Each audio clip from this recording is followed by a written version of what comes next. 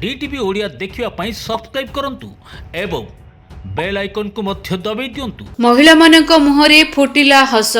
Subhadra SOP आनिले सरकार। जानंतु केउ मानकु मिलिबो केते टंका।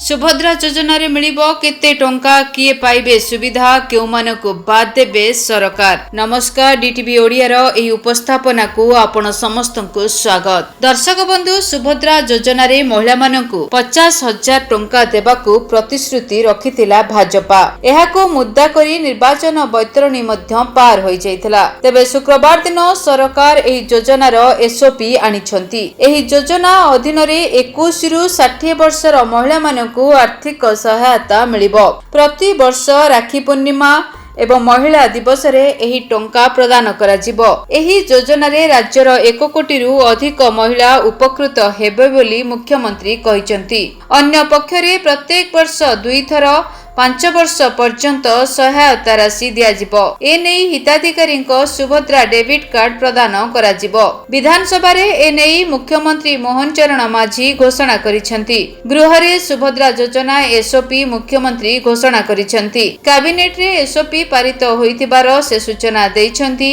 एही योजना अधीन रे 21 रु 60 वर्षर महिला मानकु आर्थिक सहायता मिलिबो। डीबीटी माध्यम रे 21 रु 60 वर्षर महिलांको अकाउंट को सीधा सड़क 5,000 टंका प्रदान करा जिवो। प्रति वर्ष राखी पूर्णिमा एवं महिला दिवस अवसर रे एही टंका प्रदान करा जिवो। अर्थात प्रति वर्ष 2 थर 5 वर्ष पर्यंत एही सहायता राशि मिलिबो। एहा द्वारा राज्यर 1 कोटी रु अधिक महिला उपकृत हेबे बोली मुख्यमंत्री कहिसंती। एही योजना पई सरकार हिताधिकारी को सुभद्रा डेबिट कार्ड प्रदान करा जिवो। एहा सहित राज्य रे डिजिटल कारोबार को प्रोत्साहन पई सरकार अतिरिक्त सहायता प्रदान करिवे। सर्वाधिक डिजिटल कारोबार करिथिबा हिताधिकारी को अतिरिक्त 500 पुरस्कार स्वरूप मिलिबो। प्रति पंचायतर 100 जन हिताधिकारी को अतिरिक्त 500 टंका पाइबे। तेबे सुभद्रा योजना पाइबा पई किपरि करिवे आवेदन, ए संपर्क रे घोषणा करिले सरकार। सुभद्रा योजना रे महिला मानकु 50,000 टंका प्रदान करिबाकू प्रतिश्रुति देई राज्य रे क्षमता को आसीतिबा भाजपा सरकार एही योजनार एसओपी वर्तमान आनिछंती। एही योजना अधीन रे 21 रु 60 वर्षर महिला मानकु आर्थिक सहायता मिलिबो। प्रत्येक वर्ष राखी पूर्णिमा एवं महिला दिवस रे एही टंका प्रदान करा जिवो। आसंता 5 वर्ष पर्यंत एही सहायता राशि मिलिबो।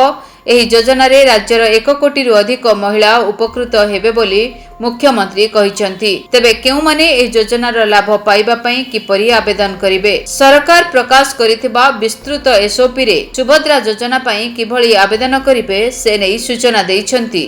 राज्यर समस्त अंगनवाड़ी केंद्र ब्लॉक कार्यालय रे योग्य हिताधिकारी माने एने आवेदन करि परिबे। एहा सहित मो सेवा केंद्र, जनसेवा केंद्र रे मध्य आवेदन करि हबो। ए सबु जगह रे मागणा रे फॉर्म मिलिबो, जेउथरे लोक माने आवेदन करिवे। सेही परि योजना संपर्कित सूचना पई एक कॉल सेंटर मध्य कार्यक्षम हबो। तबे योजनार लाभ केउ माने पाइबे एवं केउ माने बाद पड़िबे से नहीं मध्य मुख्यमंत्री स्पष्ट करिसंती। आर्थिक स्वच्छल वर्गर महिला एही योजना रु वंचित हेबे। सरकारी चाकरी करुथिबा महिला एवं घरोई क्षेत्र रे चाकरी करुथिबा महिला माने पाइबे नाही सुभद्रा सहायता। कारण आयकर प्रदान करुथिबा महिला माने एही सहायता पाइबे नाही बोली सरकार सूचना दैछंती। सेही परि अन्य सरकारी योजना रे सहायता पाउथिले मध्य सहायता मिलिबनी। एपरिकी 1500 वार्षिक 18,000 पाउथिले मध्य सुभद्रा योजना रे सहायता मिलिब नाही। यार कार्यकारिता तदारक करिबाकू महिला और शिशु विकास विभाग एक सुभद्रा समिति सोसाइटी मध्य गठन करा जिवो। तबे ओडिशा सरकारक तरफरु राज्यर प्रति महिला मानकू एक बड़ खुशी खबर दिया जायछि। विधानसभा रे एक बड़ घोषणा करिसंती मुख्यमंत्री मोहन चरण माझी। ओडिशार युवती तथा महिला मानक पई सुभद्रा योजनार एसओपी जारी करा जायछि। एही योजना रे राज्यर प्राय 1 कोटी रु अधिक महिला लाभवान होई परिबे। तेबे केउ मानकु मिलिबो एही योजनार फायदा, केउ मानकु योजनारु बाद देबे सरकार? केबेठारु आरंभ हेबो एही योजना? मुख्यमंत्री तरफरु बहु प्रतीक्षित सुभद्रा योजना पई एसओपी शुक्रवार दिन जारी करा जायछि। एही एसओपी अनुसार राज्य रे 21 वर्ष रु अधिक तथा 60 वर्ष रु कम बयसर ସମସ୍ତ ମହିଳାମାନଙ୍କୁ ଏଥିରେ ସାମିଲ କରାଯିବ।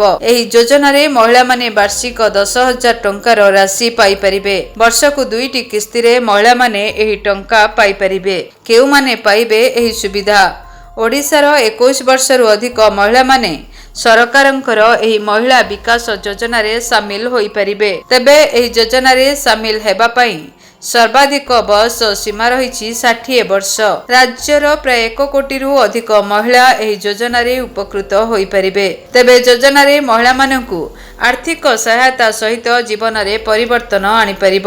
ସୁଭଦ୍ରା ଯୋଜନାର ଏସ୍ଓପି ଅନୁସାରେ ରାଜ୍ୟର 21ରୁ 60 ବର୍ଷର ମହିଳାମାନଙ୍କୁ ଏଥିରେ ସାମିଲ କରାଯିବ।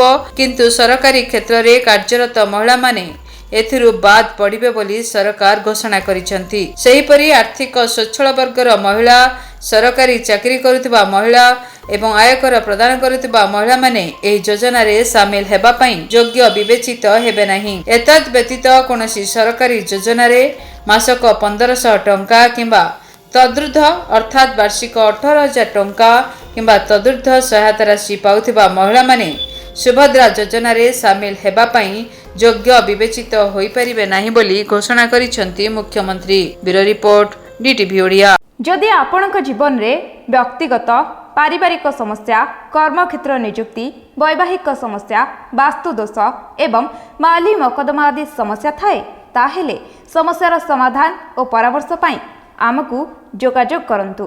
ଜ୍ୟୋତିର୍ବିଦ doctor Bhabani Shankar Mohapatra, Budheswari colony, plot number 26, Bhubaneswar. Phone number 9776833302 9439444924। ଆମର ୱେବସାଇଟ୍ www.srijagannathastro.com। DTV ଓଡ଼ିଆ ଦେଖିବା ପାଇଁ ସବସ୍କ୍ରାଇବ୍ କରନ୍ତୁ ଏବଂ ବେଲ୍ ଆଇକନ୍କୁ ମଧ୍ୟ ଦବାଇ ଦିଅନ୍ତୁ।